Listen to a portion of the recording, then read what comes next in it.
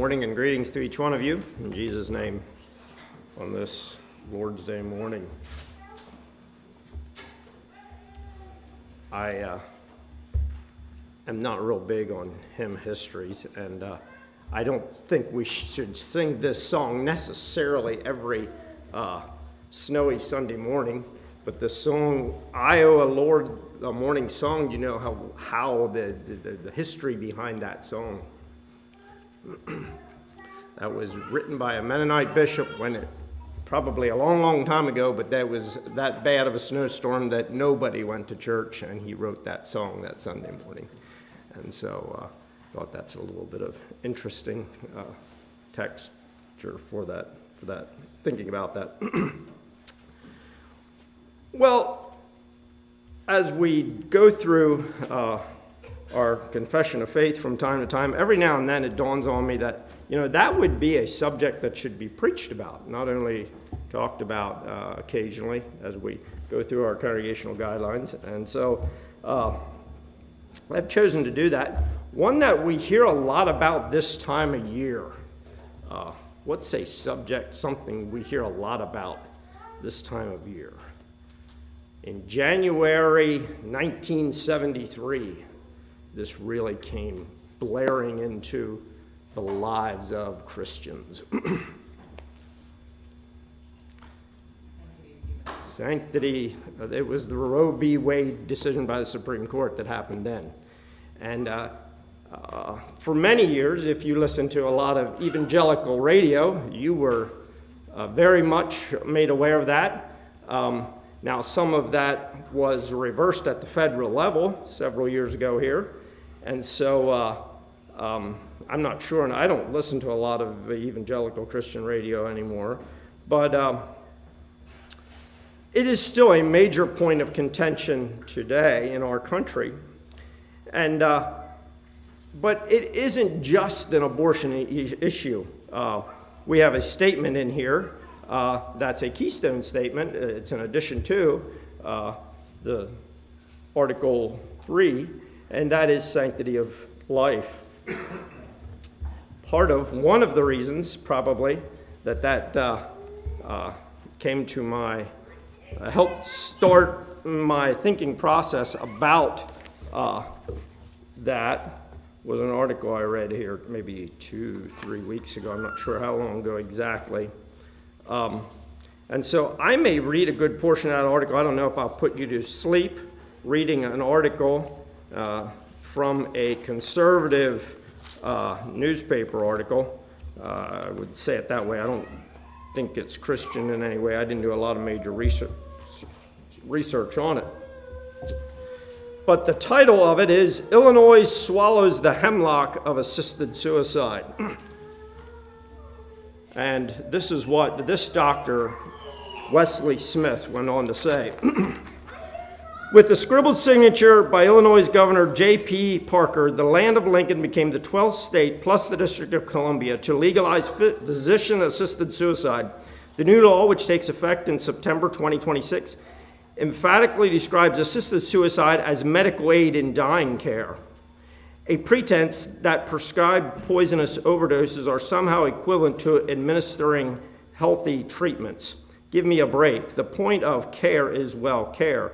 The point of assisted suicide is immediate death.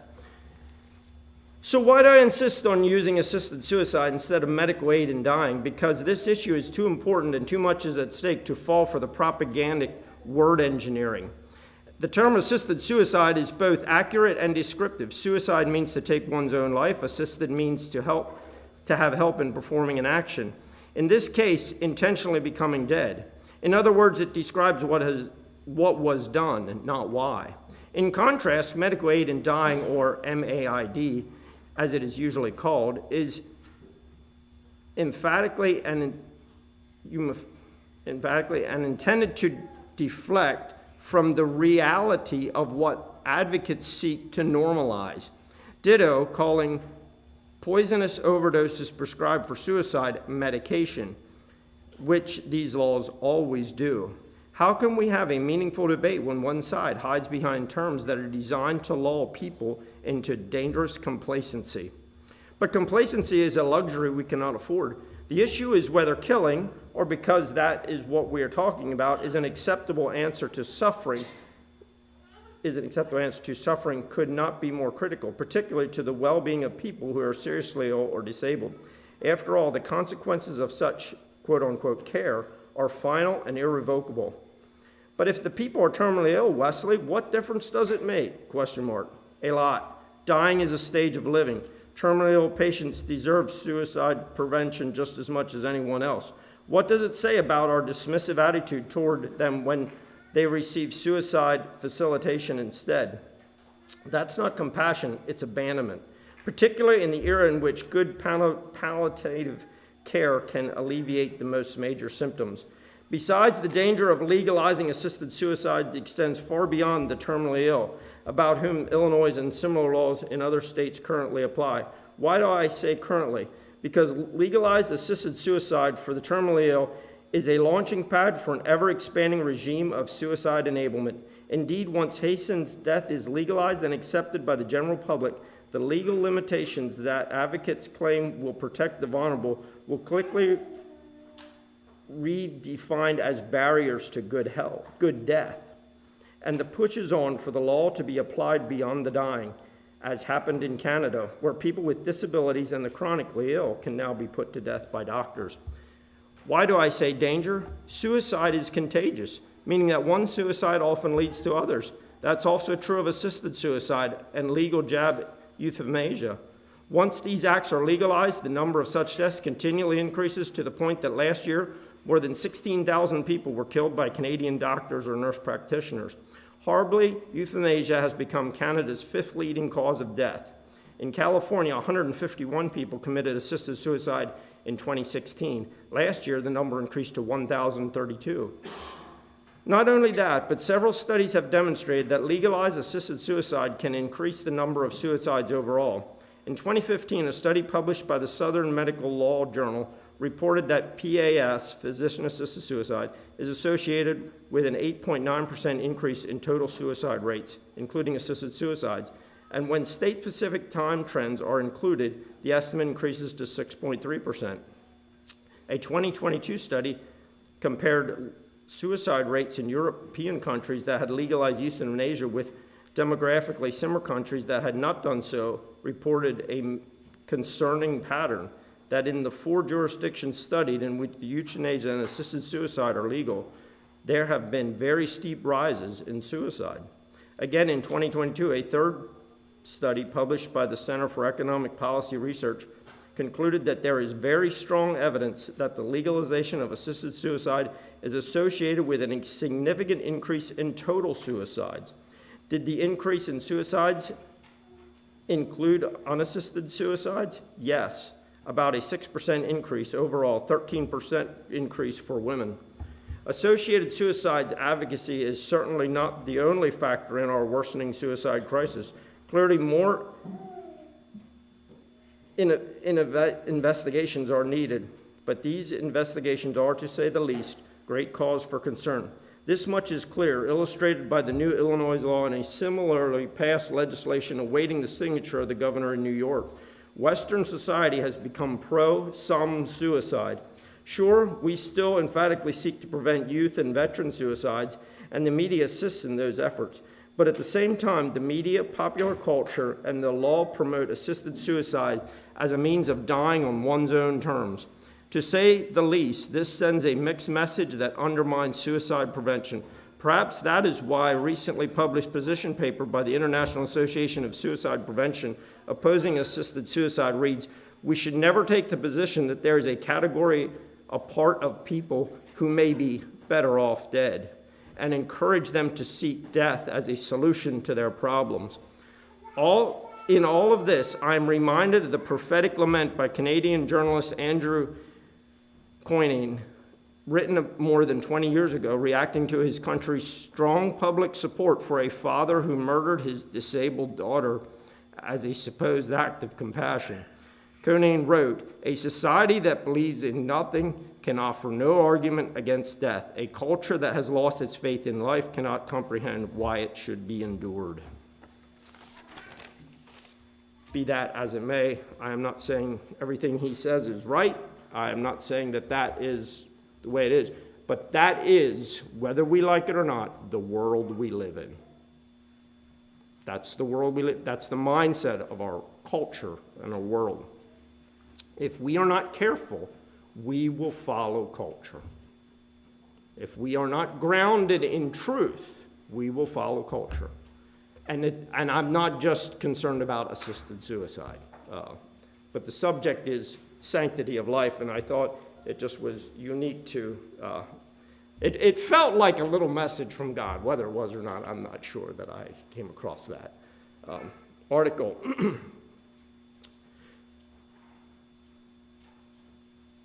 Now, what is a good Anabaptist going to say in light of that? Do everything you can to stay alive and be whole as you possibly can. Okay.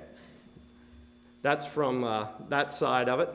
But what's the bigger picture in thinking about life as a whole? God is the giver of life and therefore the only one. Okay, very good.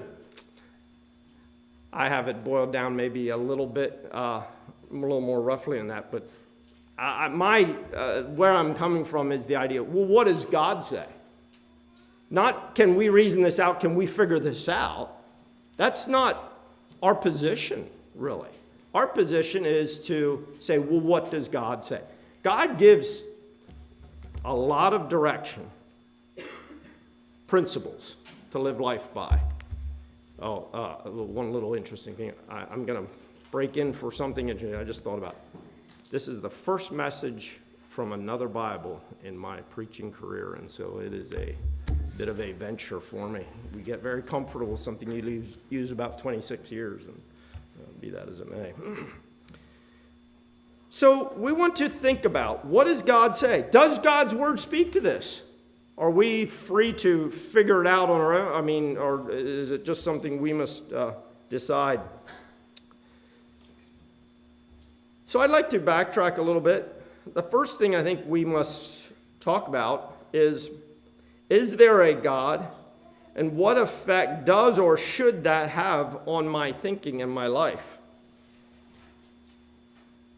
Now you say, of course, I believe there's a God. Well, why do you believe that? Let's say you're talking to your coworker, your next door neighbor, and they are very uncertain of their position should be on something like this. So where do we go for a basis, a starting point? I trust and believe that most of us have major influences and that we are a person of faith. But why is,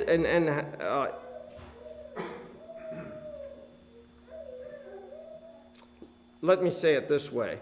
What would you give them as evidences for God? We want to take them, first of all, to the place that there is a God and give as evidences for God.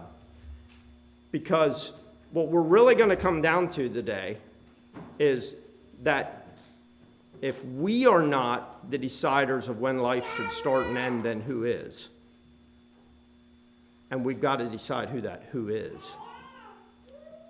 And first of all, we have to have an understanding of that. I'm going to, you don't necessarily have to go there. I've used this passage I know other times, but this is a lesson from Apostle Paul. This is where he went when somebody thought there might be another God, one they had missed, and they had a whole bunch of gods. And this is from Acts 17. And he was telling them who Paul addresses the men at Athens. And if you know anything about the people at Athens, they believed they had a whole bunch of gods.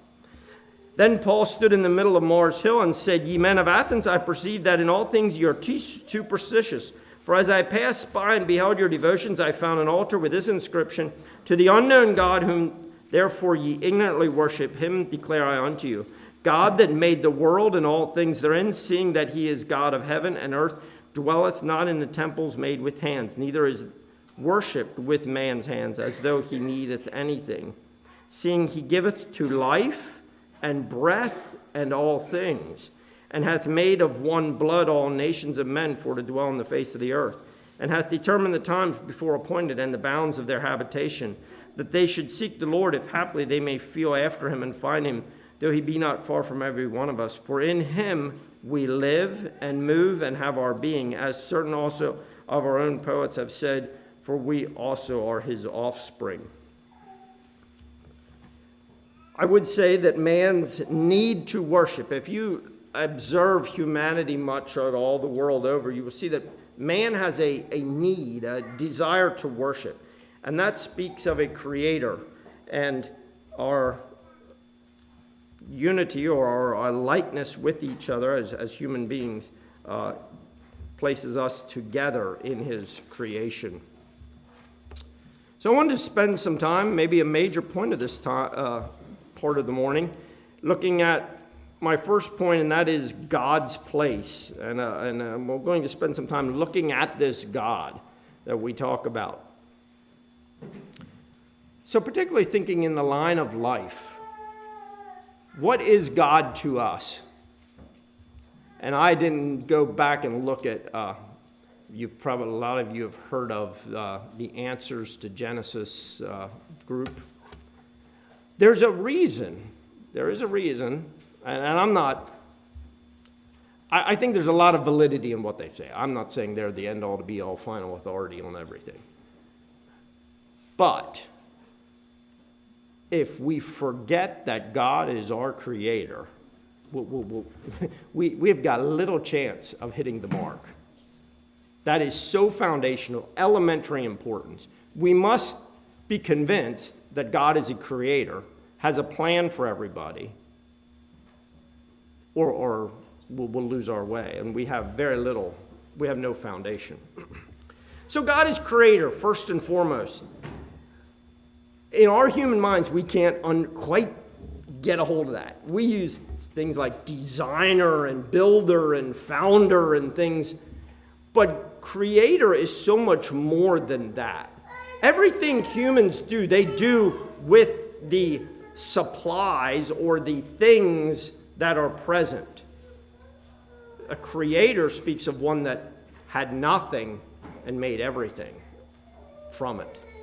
And so none of us, no human has any ability to create in real terms. And so we want to think about that. And the Bible speaks of that creator from cover to cover. It is no accident that the first chapters in the Bible, in Genesis, are about creator God. And it's because we need to start there. And then from cover to cover, it's about that. And for time, I won't go and read it, but there's Revelations 4:11, Revelation 10:6, and Revelation 14:7. At the end of the Bible, it's talking about the Creator yet. And between there's about 100 more references to the Creator as I tried to count them up.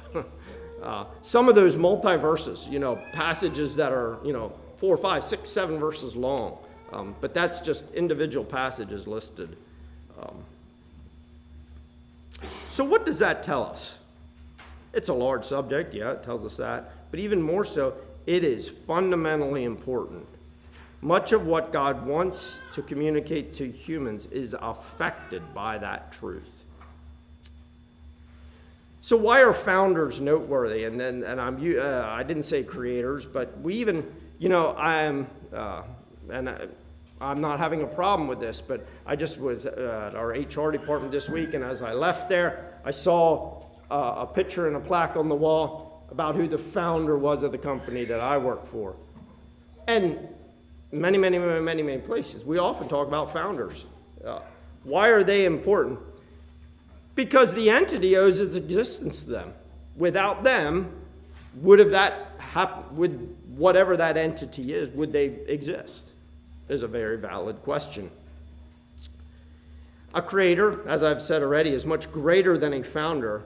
And so all of creation should revere, obey, Maybe we could say fear in the terms of a holy awe, respect of that one responsible for our existence. What God did in creation is very amazing on numerous fronts. Think of the size and complexity of the natural world all around us. And I just picked one little interesting creation thing. The sun here, I'll read you a paragraph on what is said about the sun. This is from a Christian perspective. The sun is over 100 times the diameter of the earth. If it were hollow, it could hold 1 million earths. At first, it seems almost wasteful to create such a massive globe merely to provide light for earth, until we consider that God created the sun just as easily as the rest of the universe. It wasn't at all difficult for him, according to Jeremiah 32:17. And it demonstrates his great power. At the incredible distance of 93 million miles, we cannot fully appreciate how far away the sun is. An analogy may be helpful. How long would it take to drive 93 million miles? Anybody want to guess? If you're going 65 miles an hour, how fast would it take to get there? How long would it take to get there? 163 years. 65 miles an hour nonstop to get to the sun. And that's just one little tidbit of the creation facts about who our God is. And he just spoke it into existence. Said, let there be light. There was light. He created the greater light and the lesser light, the sun and the moon. And then, you can get into they put everything in orbits and made everything happen, and we count our time according to the sun, and so on and so forth.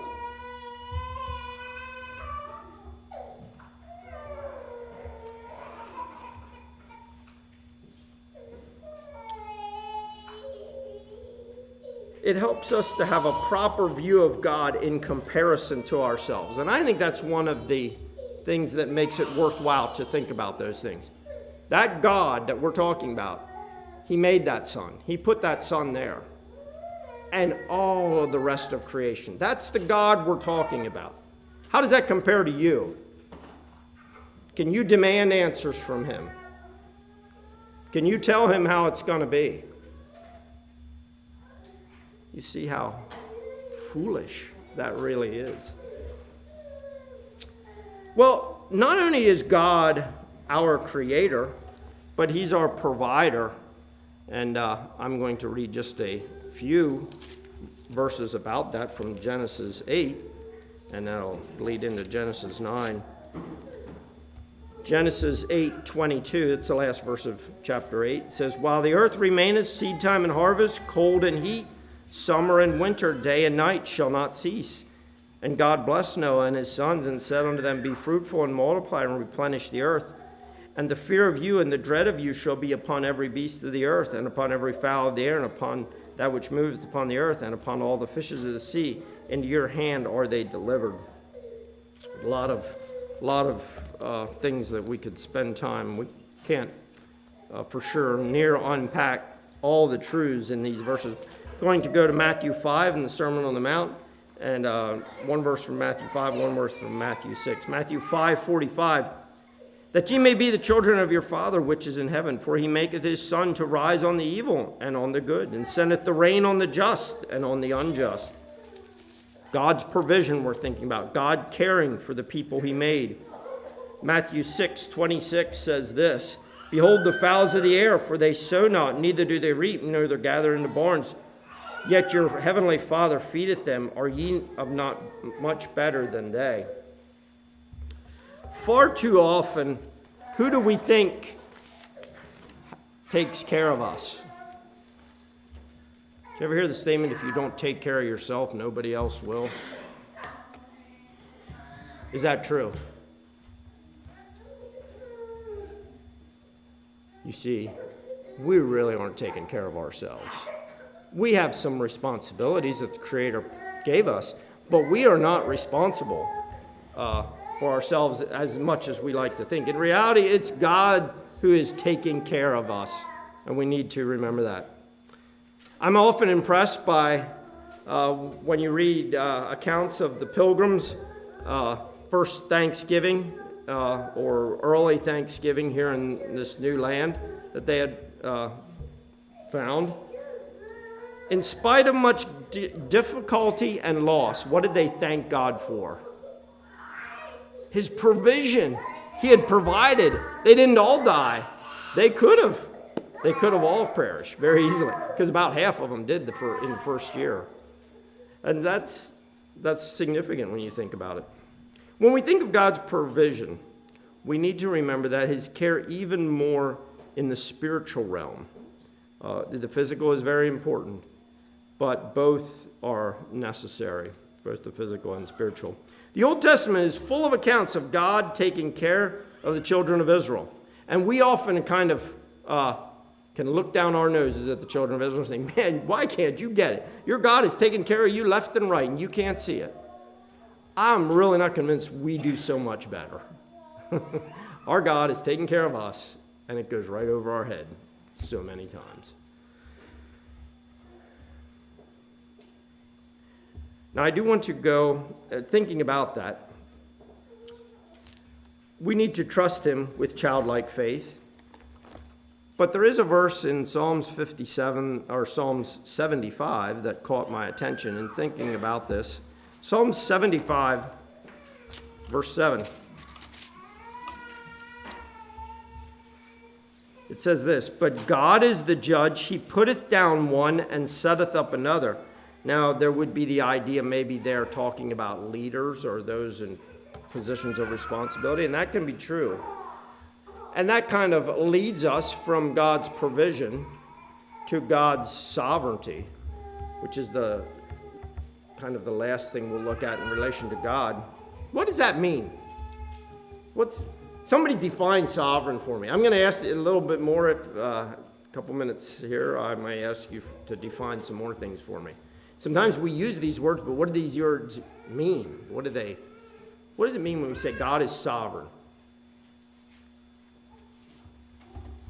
Just shout it out. What do you think a dictionary definition is for sovereign? Authority and control. Authority and control. Very good. They added one adjective yet in front. Supreme authority and control. That means, in my very average day layman terms, that means he answers to nobody. There isn't nobody that can say why you do this.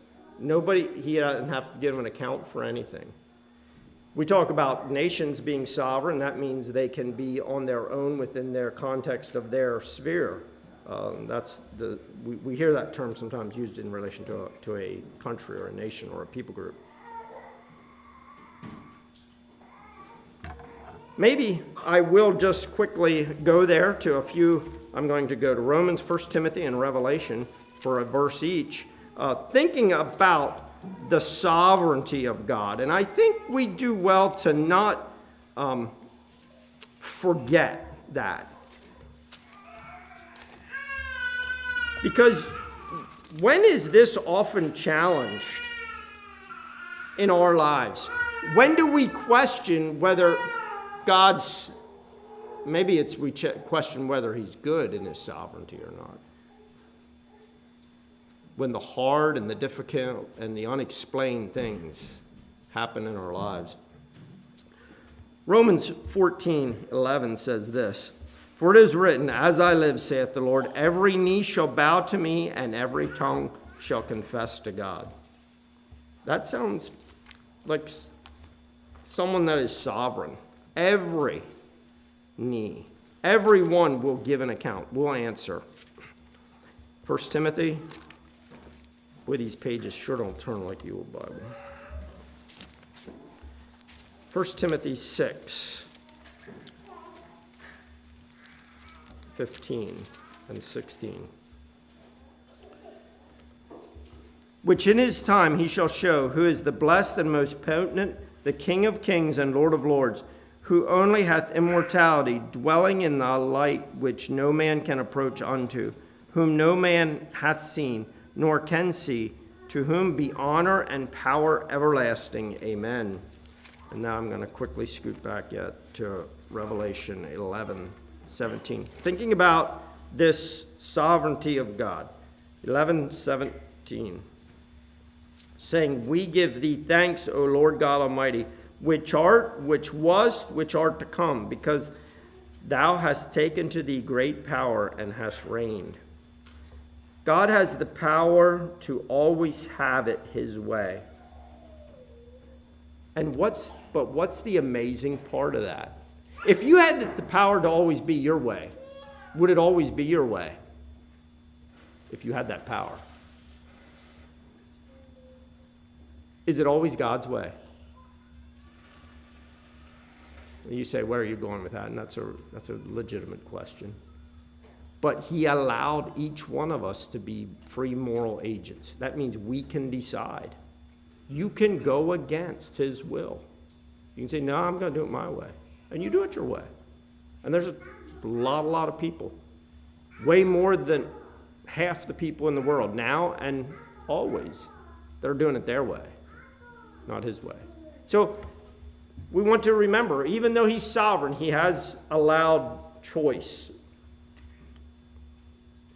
But that's where faith and trust come in. That we sometimes need to say, God, I'm going to trust. It don't make sense. I don't understand why you're doing it. It don't feel good, and all the other things that go with it. But we acknowledge and we come under his authority.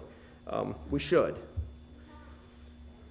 I went to AI, and I'm not big on this, but I did. And look under the religious thing of when you type in sovereign and then on religiously, what's the context of that? This is what it said. I thought it was interesting. For an individual, recognizing God's sovereignty can mean trusting his plan even when things are out of your control, finding comfort in his ultimate power. I thought that was pretty good in that case. This means that nothing catches God off guard. How many people were caught off guard when they woke up with the amount of snow we had this morning? That surprised God? No. God's never had a surprise like that. It's never been that way. Therefore, it's best for us not to question him too harshly, but rather to seek his help. So now I want to transition. I tried to look a little bit at God's place, and now I want to look a little bit at man's place. I'm going to go back to Genesis 1, I'll read 3 verses, 26 through 28.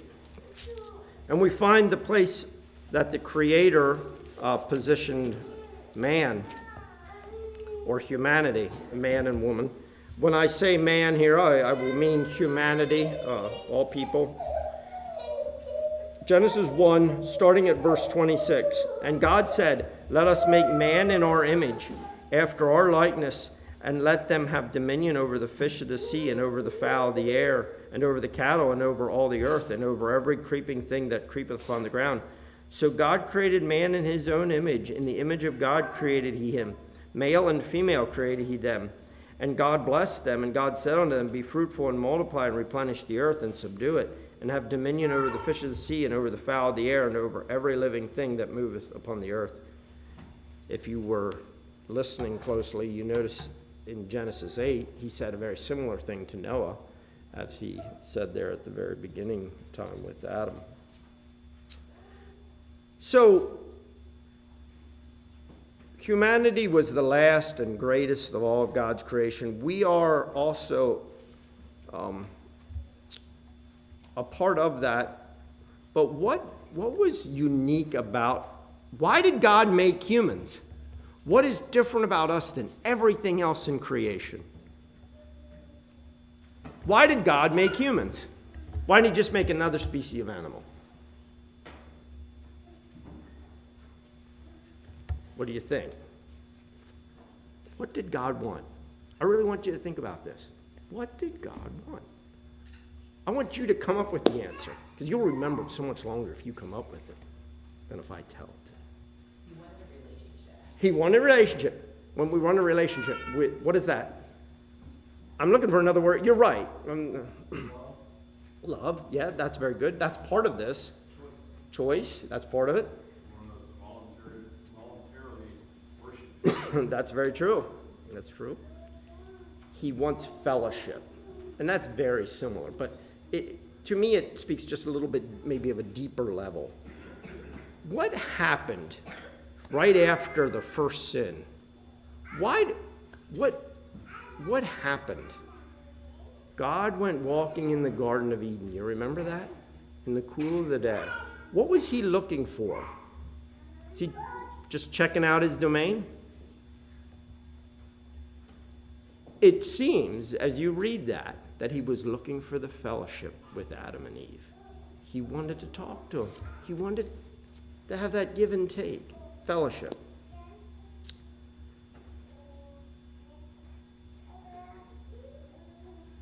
So I'm going to spend a little bit of time looking at man, humanity, who we are.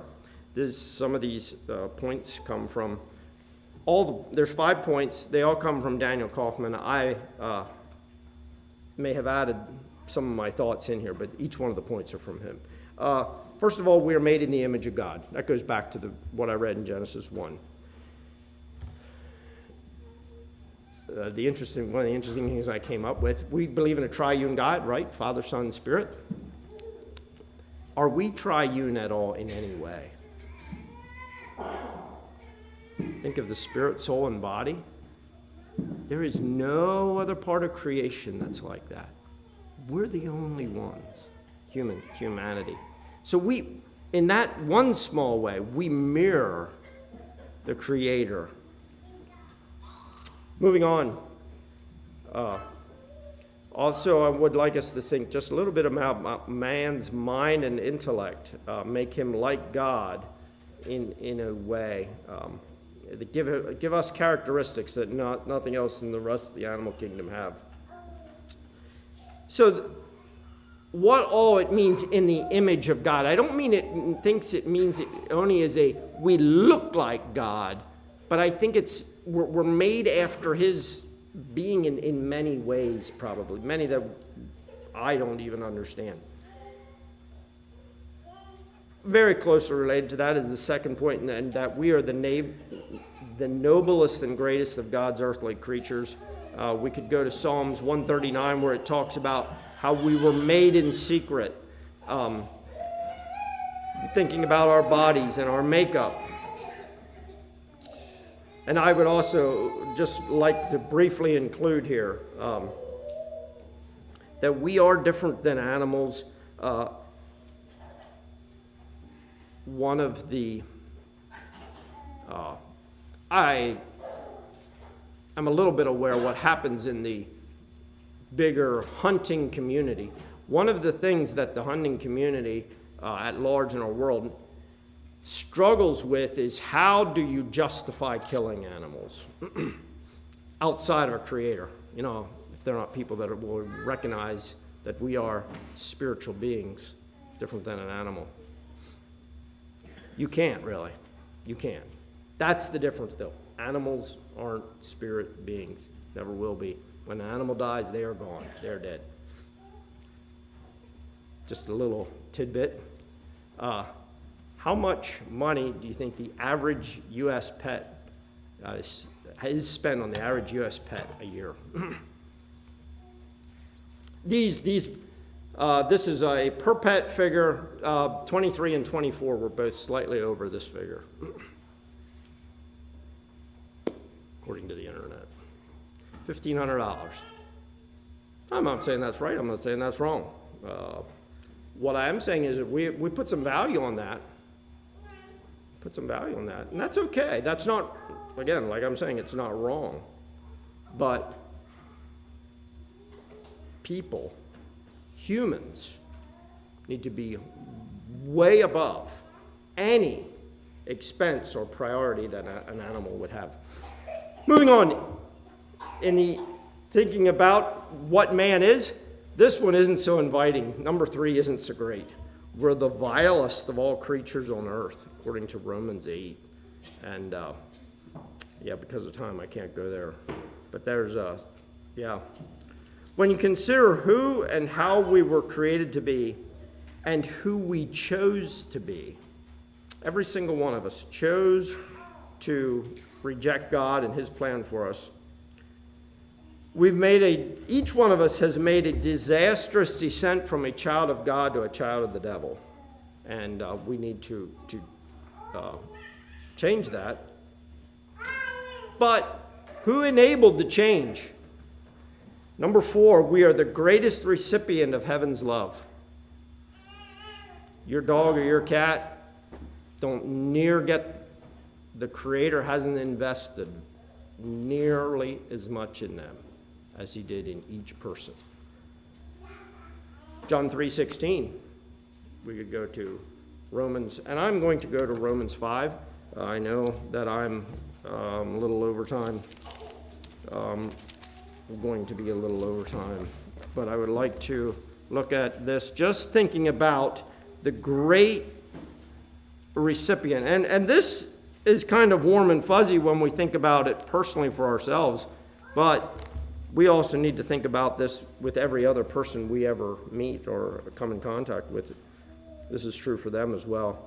Romans 5:1, therefore being justified by faith, we have peace with God through our Lord Jesus Christ. We have the ability to have peace with him. Romans 5:8, but God commandeth his love toward us in that while we were yet sinners, Christ died for us. God saw us as worthwhile. He saw us as so much more that he moved heaven and earth to buy our salvation if we will receive it. And fifth and lastly, we are God's servants. Both the righteous and the unrighteous are God's servants. That's who we are.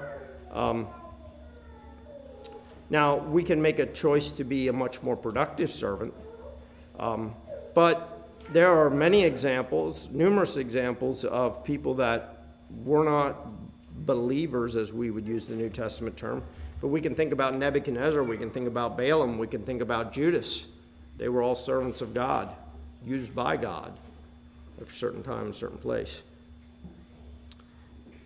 Romans 6, again, we could look at several verses there. But it is best to realize that as we obey God, as we live life and go about life, we are to benefit. Now, you may be saying, wow, preacher, how does this apply to the sanctity of life? How does it? Or don't it?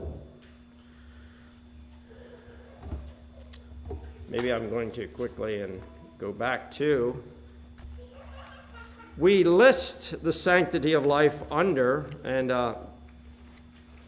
the idea, Article 3, of God's creation and providence. And I'm not going to read that, but I do want to read what Keystone says about the sanctity of life in addition to Article 3 here. We believe that human life begins at conception and that it is a sacred gift from God and that only God has the right to terminate human life. Therefore, we believe it is against the New Testament covenant to be involved in the termination of life through abortion, suicide, euthanasia, murder, and war, or any other acts that involve the deliberate taking of human life. Any who do so will come under the just judgment of God. Did God mean what he said in Exodus 20? And what did he mean when he said, thou shalt not kill? What did he mean? What was included? I would just say it this way, to end human life is not our choice. And this can be a bit cloudy in our age with some of the means of extending life. How far then do you extend life? That is a subject way bigger than me. We would do well to have some people that want to study medicine within our circles. I think a few more good Mennonite doctors would be in order. And so, keep thinking about that, young people. Parents, think about that when it's time for an investment to make that happen. Because when we are taking our advice from someone that has a totally different worldview than us, and has been educated by people that think like that, we don't know that we're getting good, solid truth that we can believe. We want someone that, first of all, looks into the Word. But be that as it may. So let's define a few things. I'd like you to shout out a definition real quick. I know I'm running overtime, but now you're going to have to help. You can make it shorter if you come up with definitions pretty quick here. What is abortion? Murder of the unborn. Murder of the unborn. Very good. It says to intentionally terminate human pregnancy. One of the things, and this subject is, yeah, there could be a lot of time spent, but even think about the contraceptive realm. We cannot go to sleep there. If we believe life begins at some conception, some contraceptives end life after that fact. Gets pretty murky. We want to be wise. Suicide. What does that mean? Define that for me. What is it? Taking of one's life. Taking of one's life. Very good. Intentionally causing one's own. All these things are speaking of both abortion and suicide, and is the intentional. We all know that there can be accidents, and that's a different realm. Euthanasia. What's that?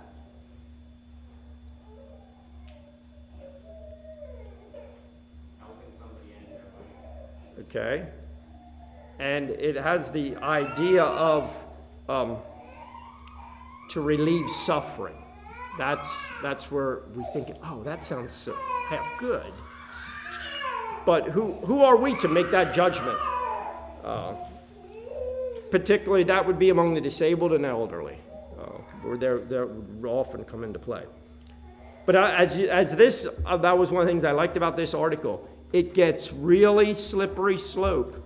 One little misstep on the downhill, a bad decision, just a little bit bad, really can have us ending up someplace we never thought intended to get to in this whole realm. So we need to think it through. What is murder? What's murder?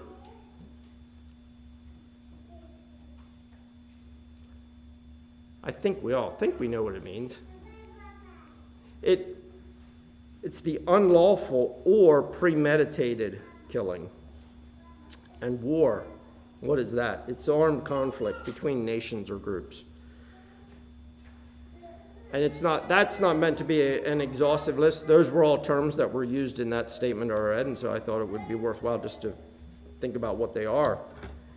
But it gives substance to what all God's command might include. Thou shalt not kill. It probably, in my way of understanding, involves all of that. In both abortion and euthanasia, they are violations against the vulnerable and defenseless. And I want you to think about that.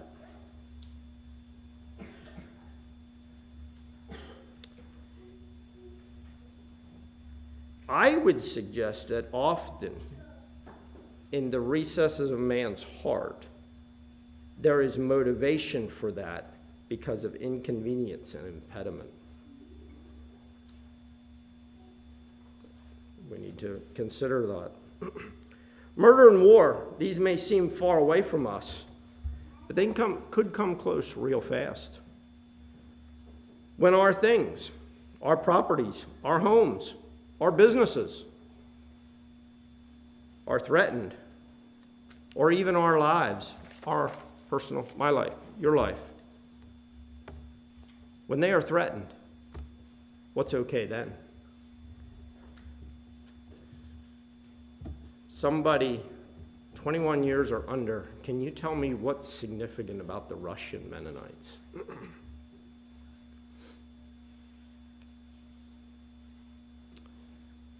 I won't put you on the spot. The Russian Mennonites, in many, many ways, if you read history, they were so much at the very similar place that North American Anabaptist people are today. It is astounding how close their history would parallel ours. But all of a sudden, real quick, things changed. There was anarchy. Does anybody, what's anarchy? The government was collapsing, and there was people from different sides all coming and saying, these people are rich. These people have a lot of land. These people have a lot of businesses. We think we should have some of that. And they really struggled with non-resistance. Numerous young men took up arms. we've gotta keep our stuff. We can't let these outlaws, these rebels, come take our things. You see, the more we have, the harder that gets. We need to think about all that in relation to the sanctity of life. Why did I spend so much time on God's place? Maybe we should say God's rights. What are God's rights? So often we like to talk about our rights. What are God's rights? At the beginning. And I'd like you to respond to that. What do you think? But I don't have the time for that. Some things to ponder as we go from here. Who gives each person life? Who owns each life? So who should set the terms on each life? It was interesting. Friday afternoon and evening, Juliana desperately has been denied the great privilege of going to the Pennsylvania Farm Show. We did go several years ago, and she really wanted to go again, so me and Rosie and Juliana went to the farm show. And I was in the midst of pondering these thoughts. And I rubbed shoulders with a lot of different humanity in all kinds of stripes, shapes, and I'll give you one little illustration. We were in the food court, and that place is a madhouse. I have no other good way to describe it.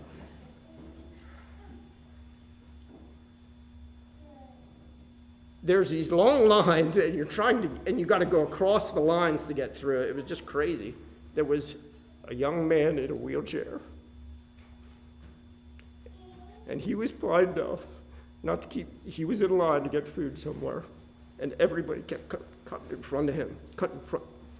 Everybody was blinders on. I got to take care of myself.